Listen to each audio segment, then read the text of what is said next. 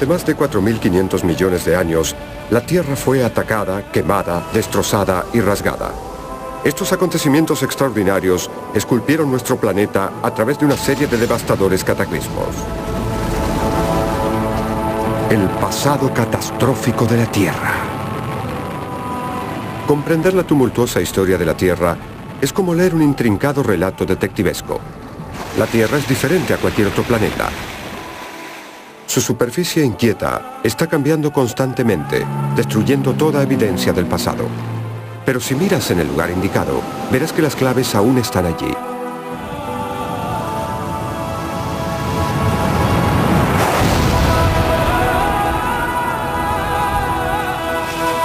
Unos 18.000 meteoritos golpean la Tierra cada año y descienden hacia ella a una velocidad de 1.120.000 kilómetros por hora. La mayoría son pequeños y causan poco daño, pero nos brindan claves sobre la catastrófica formación de nuestro planeta. El geólogo Roger Buick trabaja en el noroeste de Australia. Aunque ha llegado recientemente, es la cosa más antigua sobre la Tierra. Es un condrito, una especie de meteorito pedregoso. Y ha estado dando vueltas por el sistema solar durante unos 4.500 millones de años. Y es de esta clase de cosas que está hecha la Tierra, de basura espacial, toda adherida. Hace 4.600 millones de años, la Tierra fundida creció mientras recibía una continua tormenta de megameteoritos. Con cada impacto, la Tierra recibía la materia prima que la fue formando. También se produjo una explosiva energía que elevó la temperatura del primitivo planeta a más de 982 grados centígrados. Un vasto océano de roca fundida de cientos de kilómetros de profundidad cubrió el globo. La radioactividad interna elevó aún más la temperatura. La Tierra se transformó en un crisol que superó el punto de fusión del hierro. El hierro meteórico comenzó a hundirse, arrastrado por la incesante fuerza de gravedad.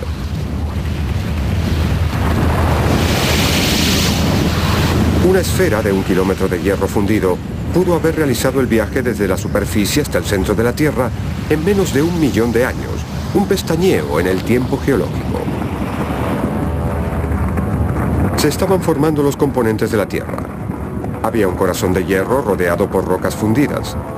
En la superficie se iba creando una delgada corteza que se comportaba como estas lagunas de lava fundida. Las turbulentas fuerzas subterráneas comenzaron a fracturar la corteza. Estas son las placas tectónicas, enormes capas de corteza terrestre que se mueven sin cesar, rompiendo y quebrando la superficie del planeta. El proceso aún continúa en la actualidad. En algunos lugares, las placas se separan y la lava fundida penetra por las fisuras para crear una nueva corteza. En otros, se destruye la corteza cuando chocan las placas, y así se funden con la lava que está debajo. En estas zonas de subducción, erupcionan los volcanes.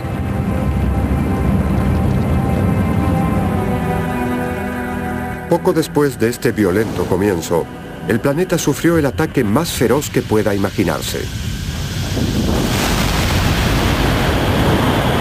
Un asteroide solitario, más grande que Marte, chocó contra el planeta con el suficiente poder como para lanzar gran parte de la superficie de la Tierra hacia el espacio.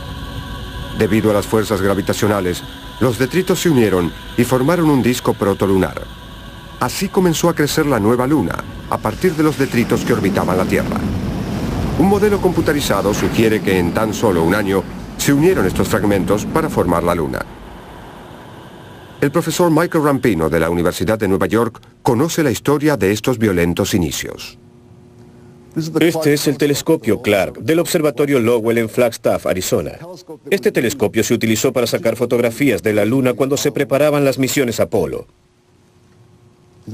Para ver la Luna esta noche, debemos poner al telescopio en esta posición y hacer algunos ajustes.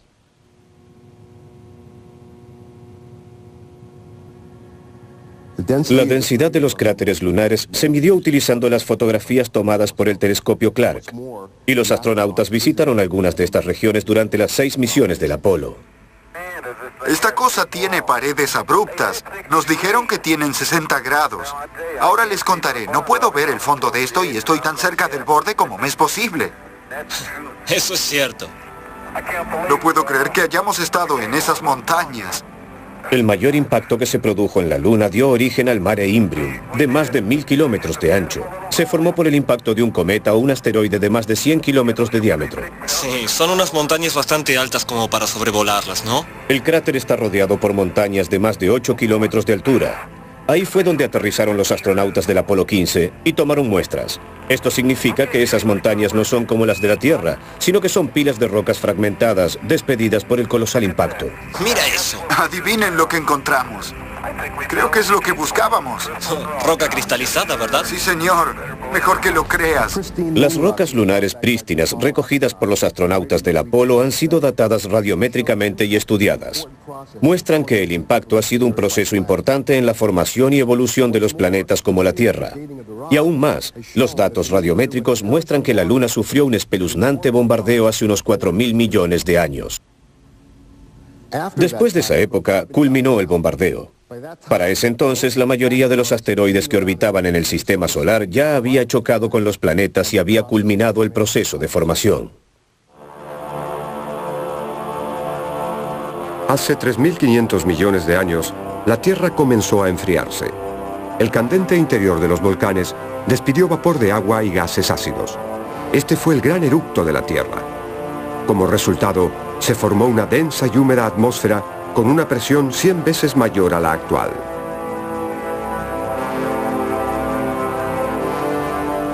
Los únicos paisajes eran volcanes, lava congelada y cenizas amarillentas. No había agua en la superficie, así que este territorio áspero fue esculpido por la erosión. En la atmósfera había humedad condensada, pero no la suficiente como para dar origen a los océanos y ríos.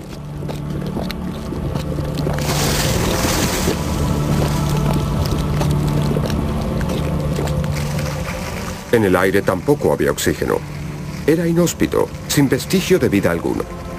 Una nueva teoría propone que el agua necesaria para formar los océanos del mundo llegó desde el espacio a bordo de cometas de hielo. La lluvia cósmica aún continúa.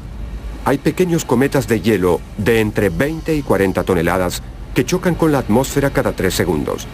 Ellos añaden 2,5 centímetros de agua a la superficie del globo cada 20.000 años. Cuando se saturó la atmósfera, comenzó a llover.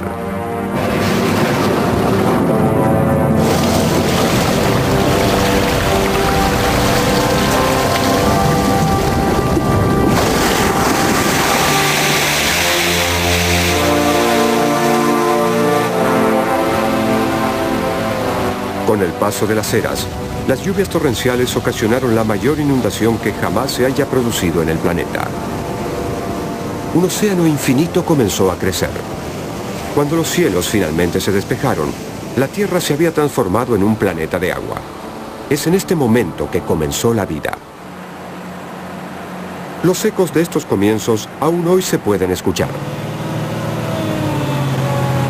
Nuestros más antiguos ancestros, las criaturas más resistentes que jamás hayan evolucionado, sobrevivieron sin sufrir cambios durante miles de millones de años, habitando en las rocas sólidas. El microbiólogo Tali Sonstad excava a grandes profundidades en las rocas de las cascadas de Idaho para ver más de cerca a sus descendientes.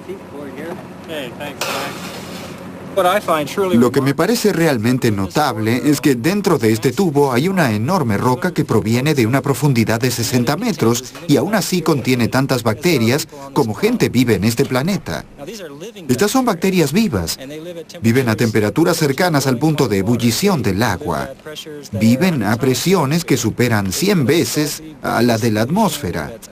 Viven en una solución salobre y alcalina que contiene gases que son tóxicos para nosotros. Se las conoce como extremófilas, debido a que sobreviven en condiciones extremas. Para conocerlas mejor, los científicos primero las extraen de la roca. Lo realmente interesante sobre estas bacterias es que son los organismos más primitivos de la Tierra, y la evidencia fosilizada en las rocas más antiguas indica que estos organismos deben haber aparecido hace unos 3.700 millones de años. Tenemos que cortar el exterior de la roca, de manera tal que podamos quitar cualquier clase de contaminación que se haya producido durante el proceso de extracción en el campo. La roca se coloca en una prensa para transformarla en polvo muy fino. Luego se toma una muestra del polvo y del cultivo de bacterias. Estos son los ancestros más primitivos de todas las formas de vida, una colonia de extremófilas.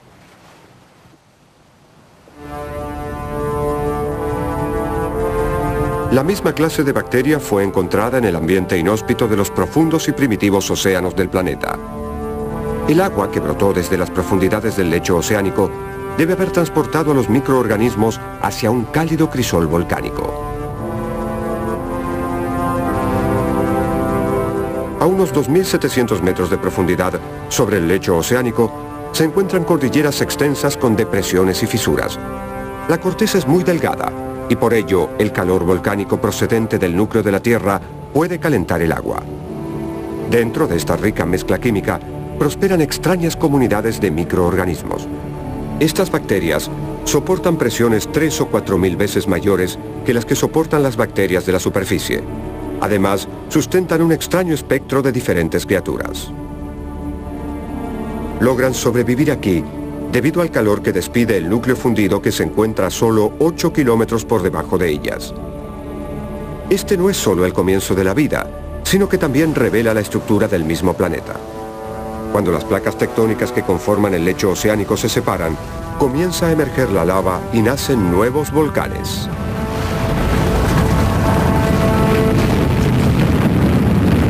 En 1963 se pudo presenciar este proceso de creación. Un volcán en el lecho oceánico entró en erupción al sudoeste de Islandia, despidiendo 900 millones de metros cuadrados de lava que formaron la isla de Surtsey. Emergió en cuestión de días, al igual que las islas volcánicas de la Tierra primitiva. Estas islas aparecieron por todo el planeta y en un momento formaron los primeros continentes. En las montañas rocosas de Canadá se encuentran las claves de lo sucedido. La capa externa de la Tierra, la litosfera, soporta a los continentes. Está compuesta por diferentes rocas y su grosor es de 96 kilómetros. Es prácticamente desconocida. Para explorar a mayores profundidades debemos utilizar metodologías más sofisticadas. Para descubrir cómo se formó esta capa, un equipo de 700 científicos está trazando un mapa de este territorio invisible, emulando a los antiguos cartógrafos. Utilizan detectores de ondas de choque, llamados geófonos, que se colocan en lugares estratégicos. Esta es la mayor exploración que se haya realizado de la litosfera. En la provincia de Yukon, el científico en jefe es Charlie Roots. Los geólogos que trabajan con rocas sedimentarias están acostumbrados a la continuidad tanto en las rocas antiguas como en las más jóvenes. Así son capaces de tomar las mismas muestras en un territorio muy amplio. Esto no se puede hacer en estas montañas. Las rocas de la superficie muestran una extensa plataforma de piedra caliza, pero las rocas de las áreas circundantes no se relacionan con ellas. No son parte del continente, así que deben haber venido de algún otro lugar. Estos cañones muestran los pliegues y ondas que las rocas han sufrido a medida que fueron presionadas contra el continente antiguo. El problema es que solo vemos las rocas que están en la superficie. Y cuando las rocas están a mayores profundidades, gran parte de la historia queda enterrada bajo nuestros pies. Para enviar ondas de choque y explorar las profundidades de la corteza, se enterraron 90 kilos de explosivos. Estamos excavando 3 huecos y allí colocaremos los geófonos. Así podemos contar con un sistema de orientación, con 3 componentes para medir las ondas sísmicas que recibimos. Tenemos un geófono vertical que medirá el componente vertical de las ondas. Este es un geófono norte-sur que medirá los componentes norte-sur de la onda recibida. Y también tenemos un geófono este-oeste para medir el componente este-oeste de la onda sísmica.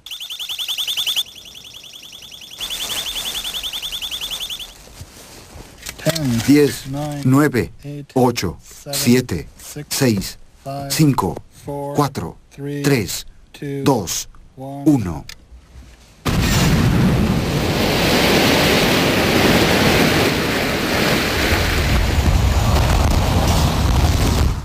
Cuando las ondas atraviesan la Tierra, chocan con algo duro, mucho más duro que la roca circundante. Las ondas se reflejan y regresan a la superficie, transmitiendo su valiosa información a los geófonos.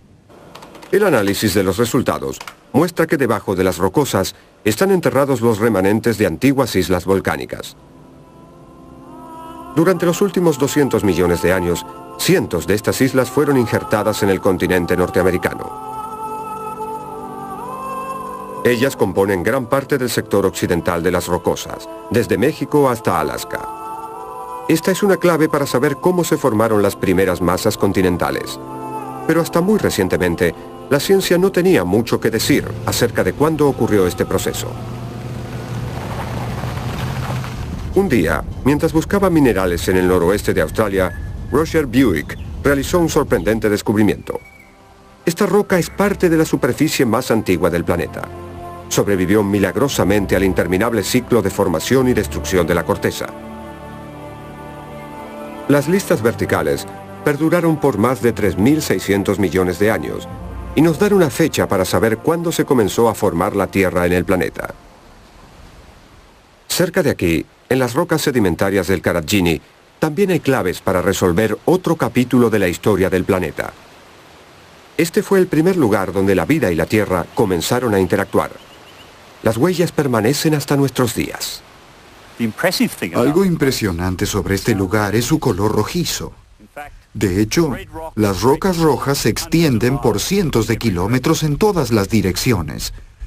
Son rojas porque contienen un mineral rojo, hematites, óxido de hierro o herrumbre, y se formó cuando el hierro disuelto en el océano se combinó con oxígeno y se precipitó como óxido de hierro, asentándose y acumulándose en el lecho marino. Al principio, la atmósfera de la Tierra no tenía oxígeno. Lo mismo sucedía en los océanos. Estas rocas registran un periodo intermedio, cuando todavía no había oxígeno en la atmósfera, pero sí se encontraba en las capas superiores de los océanos. Hay una gran cantidad de óxido de hierro aquí.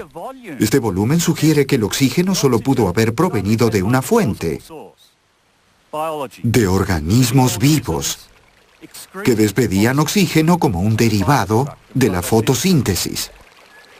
Después de 2.000 millones de años, el oxígeno finalmente se combinó con el hierro. Por primera vez, el oxígeno libre era capaz de escapar hacia la atmósfera, y así el aire se hizo respirable. En el interior de Australia hay más evidencias dejadas por los organismos que producen oxígeno. En una localidad descubierta por Buick se encuentran algunos de los fósiles más antiguos del mundo. Estoy retrocediendo más de un 75% en el largo camino de la historia de la Tierra hacia sus inicios. Aquí hay sedimentos recortados que forman montículos. Son extrematolitos, estructuras sedimentarias creadas por microorganismos filamentosos que atrapan arena y lodo entre sus pequeños filamentos. Estos microorganismos probablemente fueron fotosintéticos. Los estratos se hacen más espesos, debido a que los organismos compiten entre sí para estar más cerca de la luz. Al producir oxígeno, los extrematolitos cambiaron al planeta para siempre. Estas diminutas bacterias fueron los primeros organismos en formar colonias. Ellas atrapan arena y crean estructuras rocosas como las que encontramos en Australia. Los extrematolitos crecen prácticamente sumergidos en el agua, así que solo puedes verlos durante una marea muy baja. Estos crecieron aquí hace unos 5.000 años, cuando el nivel del mar era como 1 metro más alto. Las bacterias los formaron cuando bajó el nivel del mar. Y los sedimentos atrapados por las bacterias se convirtieron en piedra caliza.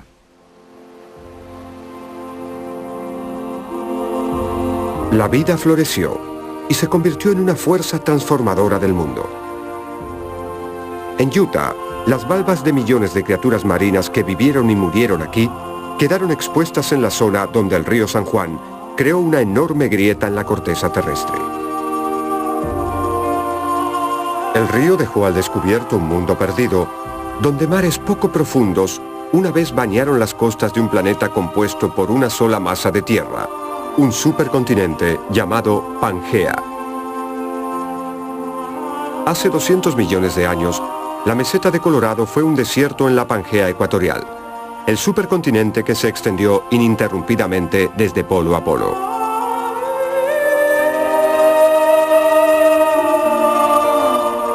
Hace 50 millones de años, toda la región sufrió un cataclismo. La erosión incesante comenzó a barrer cada una de las capas rocosas. Las fuerzas tectónicas que retorcieron, comprimieron y levantaron la Tierra entablaron una batalla interminable con las fuerzas erosivas. Y este proceso modeló paisajes fabulosos.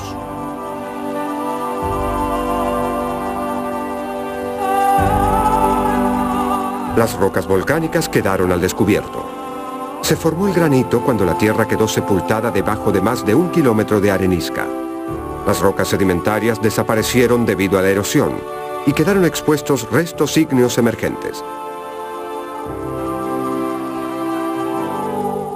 El agua es la mayor de todas las fuerzas erosivas y se abrió paso a través de la roca sólida para crear profundos cañones.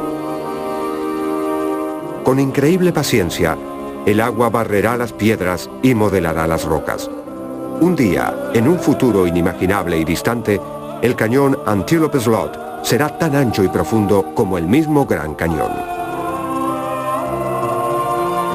Los pilares de arenisca de 300 metros de altura, los montículos y dunas que se elevan sobre las planicies, son monumentos a millones de años de batallas geológicas.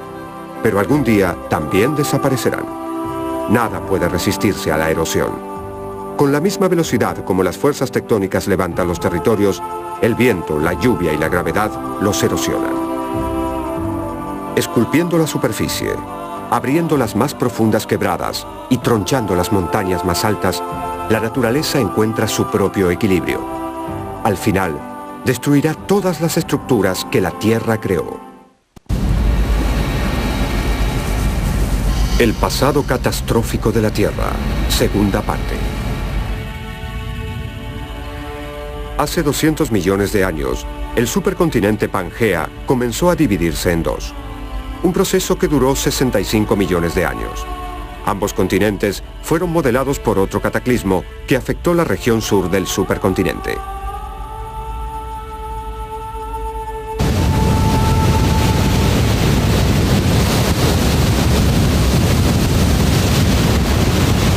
En las selvas de Sudamérica se encuentra uno de los paisajes más increíbles sobre la faz del planeta. Le debe su existencia a este violento capítulo de la historia de la Tierra. La esperanza de encontrar más claves sobre esta catástrofe atrajo al profesor Michael Rampino. Las cataratas del Iguazú en Argentina son las caídas de agua más espectaculares del mundo. No solo por el paisaje espectacular, unas cataratas de 76 metros de altura y más de 1 kilómetro de ancho, sino también por su particular geología.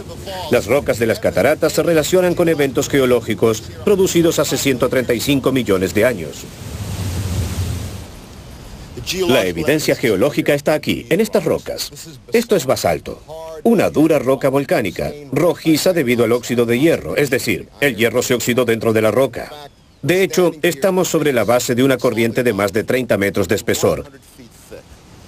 Tan solo uno de los flujos de lava dio origen a una pila de lava de más de 1,5 kilómetros de espesor. De hecho, en las cataratas, uno puede ver escalones formados por corrientes individuales de lava.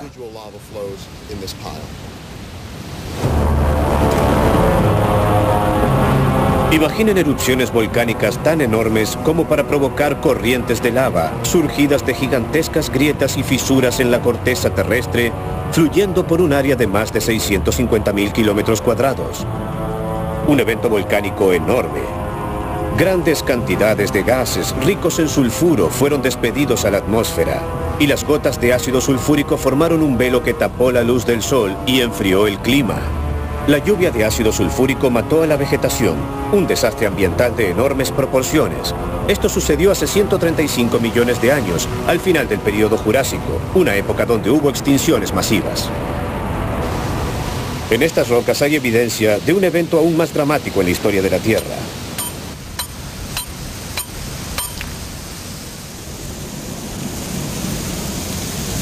Y este es el fragmento de evidencia que necesito.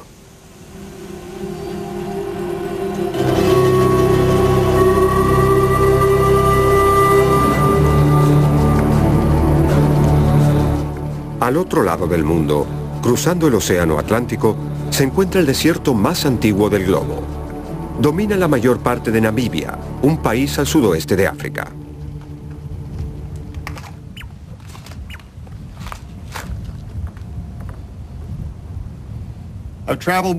Viajé más de 6.400 kilómetros y las rocas son exactamente las mismas. Son basaltos y su edad es de 135 millones de años. Es obvio que cuando estas rocas formaban parte de los ríos de lava, Sudamérica y África estaban unidas en un supercontinente. El Océano Atlántico, que ahora divide África y Sudamérica, le debe su existencia a este cataclismo geológico que separó por siempre a la Pangea.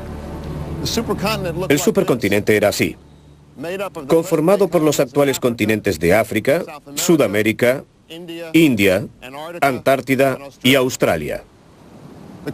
La fisura comenzó aquí y dividió a Pangea en Sudamérica y África.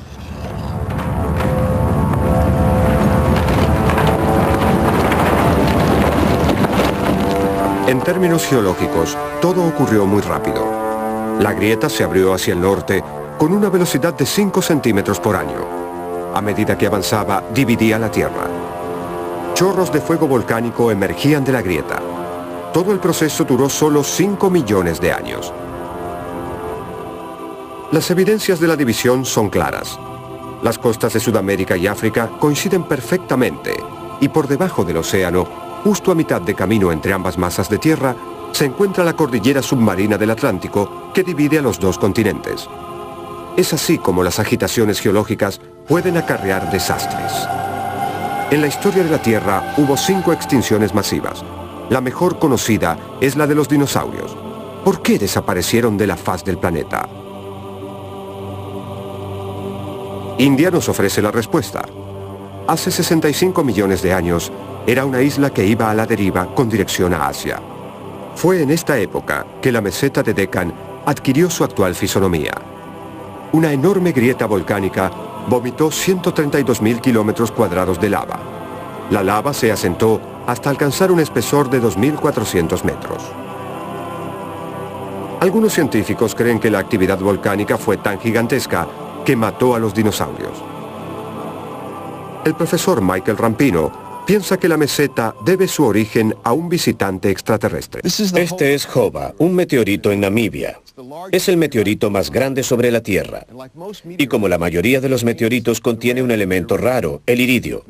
El iridio es la clave, la conexión entre el impacto y la extinción de los dinosaurios.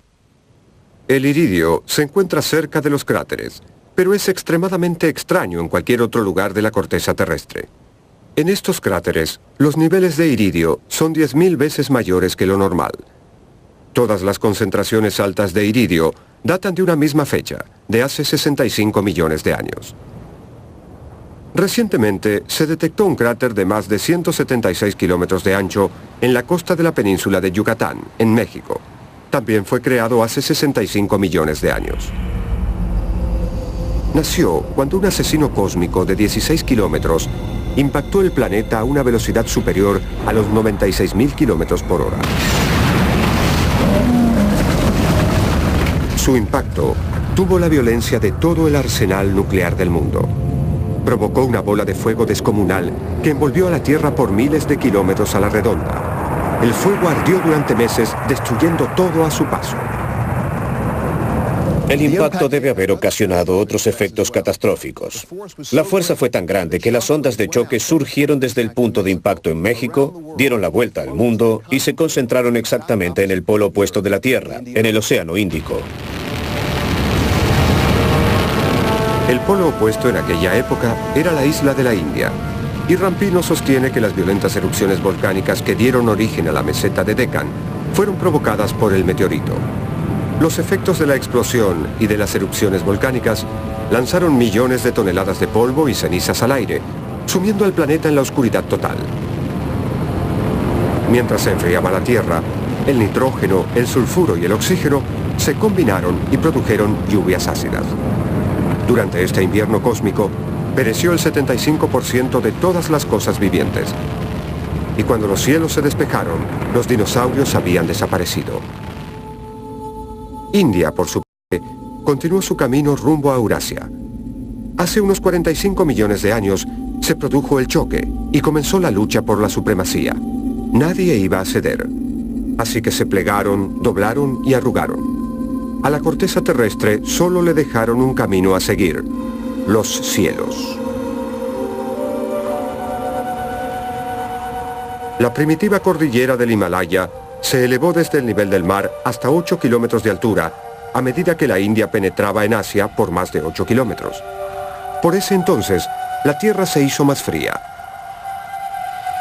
Hay evidencias de que hubo muchas edades de hielo en la historia de la Tierra, pero la última y más severa de todas comenzó hace 45 millones de años, justo cuando surgieron los Himalayas. Una teoría atribuye el enfriamiento a esta agitación tectónica. La colisión levantó el lecho oceánico y a la piedra caliza, exponiéndola a la erosión. Las montañas están cubiertas con piedra caliza y escombros.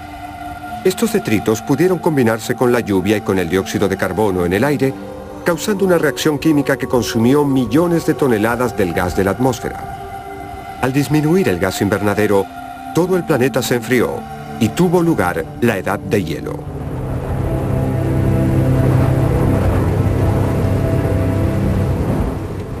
Los polos estaban permanentemente cubiertos por capas de hielo de más de 3 kilómetros de espesor. Y de esta forma comenzaron a avanzar inmensos glaciares. Nada podía resistir su fuerza a medida que recorría más de 3 metros por día.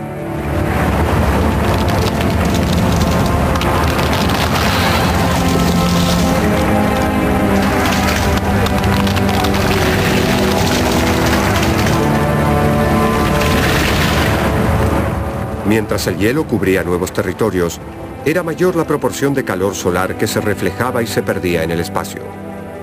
El planeta se congelaba más y más. Para entonces, la Tierra estaba cubierta por un volumen de hielo 3 veces mayor al que tiene en la actualidad. El hielo encerró los cuerpos de agua y los atrapó en tierra. Con menos agua disponible, el nivel del mar descendió 130 metros. En la actualidad, la isla caribeña de Grand Bahama posee las claves más evidentes sobre los dramáticos cambios en el nivel del mar. La microbióloga Steffi Schwab armó el rompecabezas de la historia. En las profundidades de un manglar se encuentra una laguna teñida con tanino. Es una entrada fabulosa hacia un antiguo y misterioso mundo.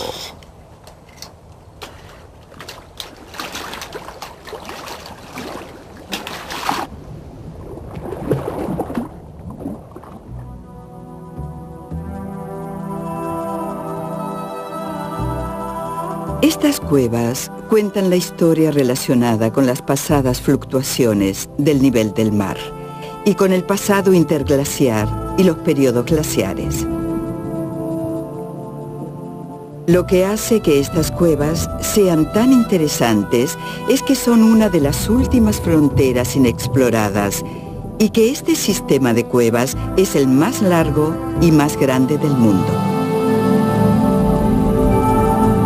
Nos desplazamos desde la entrada hasta una sala abovedada, donde pueden ver que el techo asciende hacia lo que comúnmente llamamos agujeros azules. Ahora estoy nadando por la zona donde se mezclan el agua dulce y el agua del mar, formando lo que denominamos un rielar.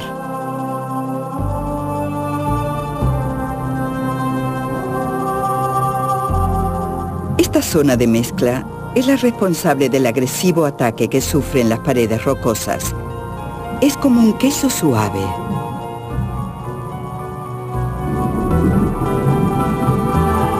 Normalmente no puedes sacar la piedra caliza con el dedo. Necesitarías un martillo y un cincel. Así es como sabemos que estas cuevas se formaron hace cientos de miles de años. También sabemos, por la evidencia encontrada, que las cuevas se secaron en el pasado. A 20 kilómetros, en el interior del sistema cavernario, encontramos estos excrementos fosilizados de murciélagos. Y sabemos que la única forma en que ellos pudieran haber estado aquí es que las cuevas estuvieran secas. Los murciélagos no nadan. Y cuando los murciélagos se posan en el techo, los excrementos caen en las rocas y se ponen muy duros.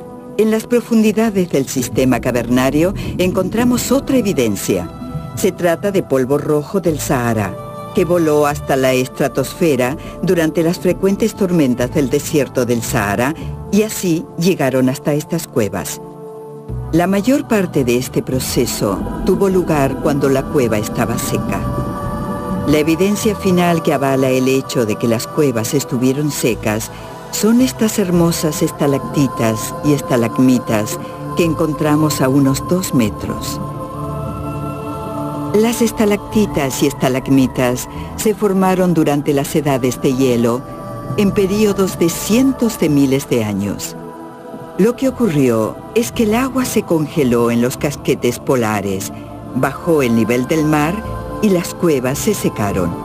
Durante las edades de hielo, llovió abundantemente en las regiones tropicales del globo. El agua de lluvia se filtra a través del lecho rocoso y disuelve la roca. Al gotear, el mineral se precipita y se cristaliza al igual que un carámbano. Y de hecho, eso es lo que son. Las edades de hielo afectaron y moldearon los paisajes, pero algunas de las claves son tan gigantescas que es difícil reconocerlas. En el estado de Washington, en el cañón de Grand Coulee, se encuentran las Channel Scablands. Durante años, los científicos intentaron descubrir qué causó una erosión a semejante escala. Richard Wedge es el más reciente de los investigadores. Esta roca, del tamaño de una casa de 3 pisos, luce como si fuera parte del lecho rocoso, parte del basalto que conforma este paisaje. Pero la estructura del basalto es horizontal, y como pueden ver, la estructura de esta roca es vertical. En otras palabras, la gran roca ha sido movida. La roca no puede simplemente rodar por el acantilado. Estamos demasiado alejados y hay un valle en el medio. Los glaciares sí pueden mover rocas de este tamaño, pero estamos más allá de su alcance. La clave más importante es el mismo paisaje. Esta garganta está esculpida en basalto, que es una de las rocas más duras. Culmina en un abrupto acantilado de 121 metros de altura y tiene la forma de una gigantesca herradura. Es como la garganta de las cataratas del Niágara. Pero las cascadas Dry tienen 2 veces la altura del Niágara y 3 veces su ancho. Y a pesar de las dimensiones de esta garganta y de las desaparecidas cascadas, son solo uno de los elementos de este paisaje. Wedge continúa las investigaciones que comenzó el geólogo J. Harlan Bretz en 1923. Bretz fue el primero en decir que todo este paisaje era un gigantesco lecho que se formó cuando fueron arrastrados 7.800 kilómetros cuadrados de la meseta de Columbia. Nadie le creyó porque el fenómeno era descomunal. Pero él estaba seguro de que la única explicación era una gigantesca inundación. Toda el área fue arrasada y cambió para siempre a medida que avanzaba el torrente de agua. Incluso en estos acantilados, el agua superó los 30 metros de profundidad. Los acantilados de basalto son una de las estructuras más duras de la naturaleza. Al ser tan resistentes a la erosión, la única explicación posible es que estas paredes fueron abiertas por un enorme cuerpo de agua. Estas columnas de lava congelada fueron extraídas una a una de la pared rocosa y arrastradas por el torrente de agua. Esto hizo que las paredes se replegasen y que las cataratas se ensancharan. Así se explica la formación de las Channel Scablands. Pero aún no se dilucida todo el misterio. Y ese es, ¿de dónde provino ese colosal volumen de agua? A 160 kilómetros hacia el este, el geólogo Joseph T. Pardee describió un enorme lago de la era del hielo, el lago glaciar Missoula. El lago contenía un volumen de agua equivalente a los volúmenes de los lagos Erie y Ontario juntos. Estaba sentado en una presa formada por hielo, la cual represó al río Fort Clark. El lago alcanzó los 600 metros de profundidad. Pero fue difícil encontrar evidencias sobre una conexión entre el lago y las Channel Scablands. En 1939, Pardee descubrió una serie de gigantescas ondas. Son como las ondas que se forman en la arena de la playa, pero tienen un enorme tamaño. Están separadas por cientos de metros, tienen más de 3 metros de altura y están compuestas por grava. Semejante formación solo podía indicar la existencia de un rápido flujo de agua proveniente del lago Missoula. La gigantesca presa contuvo el agua hasta que alcanzó un nivel crítico. Las aguas del lago se liberaron y se produjo una descarga devastadora. Esta descarga fue 10 veces superior al agua de todos los ríos del mundo. Es casi imposible de creer. Y fue esta gran descarga la que modeló las Channel Scablands de Bretz. Aún hoy quedan muchos misterios. Como por ejemplo, ¿cómo se formó esta enorme garganta de 27 kilómetros en las cascadas Dry? La respuesta se encontró por casualidad, a 320 kilómetros del valle Walla Walla. En 1926, una inundación creó un cañón de 30 metros de profundidad y puso al descubierto las capas de limo. White sostiene que esta área estuvo en el medio del paso de la gran inundación que formó las Channel Scablands. Cada uno de estos lechos tiene un patrón diferente de sedimentación. Cada lecho tiene arena gruesa en el fondo, que se hace más fina a medida que se asciende hasta llegar al limo. Y esto sucedió una y otra vez formando capa tras capa. Esta capa blanca es ceniza del monte St. Helens. La analizamos químicamente y no hay duda de que proviene de ese monte. Y lo sabemos porque la datamos a través del radiocarbono y arrojó una antigüedad de unos 15.000 años. Como ven, aquí tenemos una línea de tiempo que recorre esos 15.000 años. Las cenizas solo pudieron haber caído después que culminó la inundación y se asentó el sedimento. Cubren muchas capas de sedimento, 39 en total. Esta fue la evidencia final que explica la creación de las Scablands. La catastrófica inundación se produjo.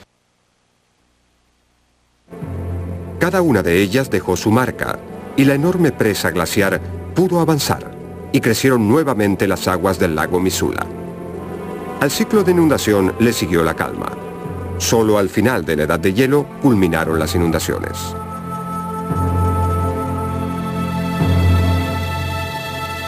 El cambio de la edad de hielo a épocas más cálidas está gobernado por la cercanía de la Tierra al Sol. Cada 100.000 años cambia la forma de la órbita de nuestro planeta. Esto ha llevado a muchos científicos a pensar que el recurrente ciclo de catástrofes y extinciones en la Tierra está determinado por fuerzas extraterrestres. Las extinciones masivas y las catástrofes que las causaron parecen seguir una periodicidad de unos 30 millones de años. Este ciclo sugiere que la causa de las catástrofes se encuentra en el espacio. Nuestro sistema solar viaja por una galaxia conocida como la Vía Láctea. Cada 30 millones de años pasamos a través de la parte más densa del disco galáctico.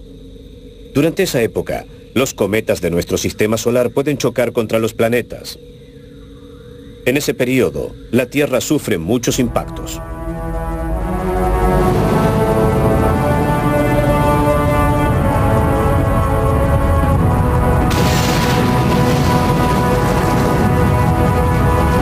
Los cataclismos pueden haber causado extinciones y desastres, pero también modelaron al planeta y produjeron el ambiente en el cual la vida humana pudo prosperar. El aire es respirable, los mares son cálidos, los hielos se asentaron en los polos.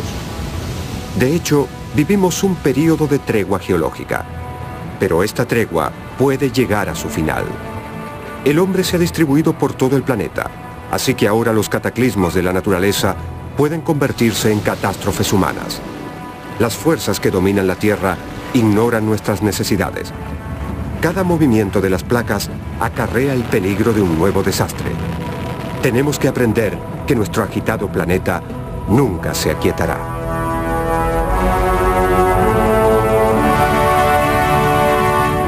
No se vayan. A continuación llegan las preguntas, actividades y recursos del pasado catastrófico de la Tierra.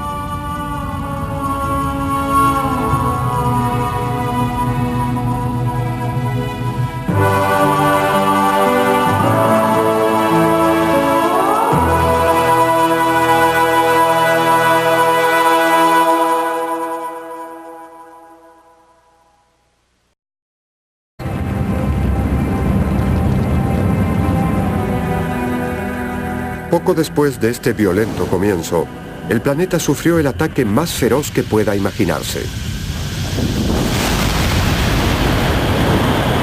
Un asteroide solitario, más grande que Marte, chocó contra el planeta con el suficiente poder como para lanzar gran parte de la superficie de la Tierra hacia el espacio. Debido a las fuerzas gravitacionales, los detritos se unieron y formaron un disco protolunar. Así comenzó a crecer la nueva Luna, a partir de los detritos que orbitaban la Tierra. Un modelo computarizado sugiere que en tan solo un año se unieron estos fragmentos para formar la Luna. El profesor Michael Rampino de la Universidad de Nueva York conoce la historia de estos violentos inicios. Este es el telescopio Clark del observatorio Lowell en Flagstaff, Arizona.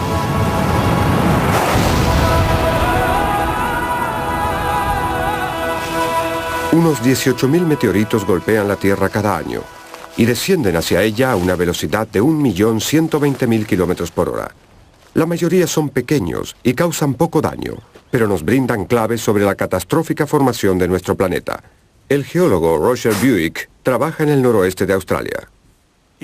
Aunque ha llegado recientemente, es la cosa más antigua sobre la Tierra. Es un condrito, una especie de meteorito pedregoso.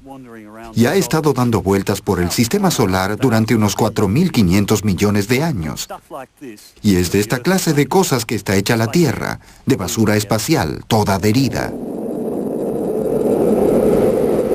Hace 4.600 millones de años, la Tierra fundida creció mientras recibía una continua tormenta de megameteoritos. Con cada impacto, la Tierra recibía la materia prima que la fue formando. También se produjo una explosiva energía que elevó la temperatura del primitivo planeta a más de 982 grados centígrados. Un vasto océano de roca fundida de cientos de kilómetros de profundidad cubrió el globo. La radioactividad interna elevó aún más la temperatura. La Tierra se transformó en un crisol que superó el punto de fusión del hierro. El hierro meteórico comenzó a hundirse, arrastrado por la incesante fuerza de gravedad.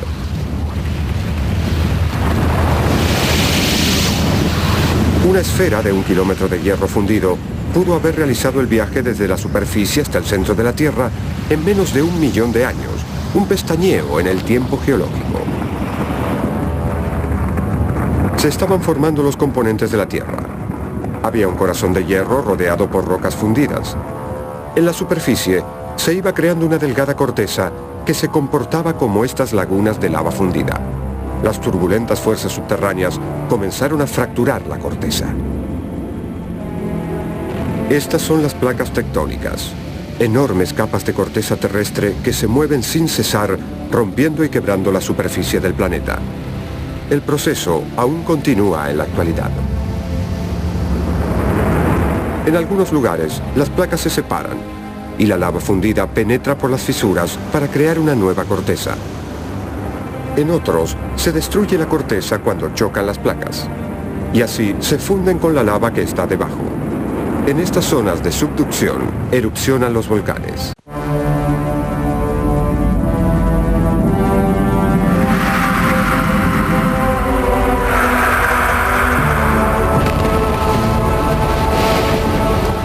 Durante más de 4.500 millones de años, la Tierra fue atacada, quemada, destrozada y rasgada. Estos acontecimientos extraordinarios esculpieron nuestro planeta a través de una serie de devastadores cataclismos. El pasado catastrófico de la Tierra. Comprender la tumultuosa historia de la Tierra es como leer un intrincado relato detectivesco. La Tierra es diferente a cualquier otro planeta. Su superficie inquieta está cambiando constantemente, destruyendo toda evidencia del pasado. Pero si miras en el lugar indicado, verás que las claves aún están allí.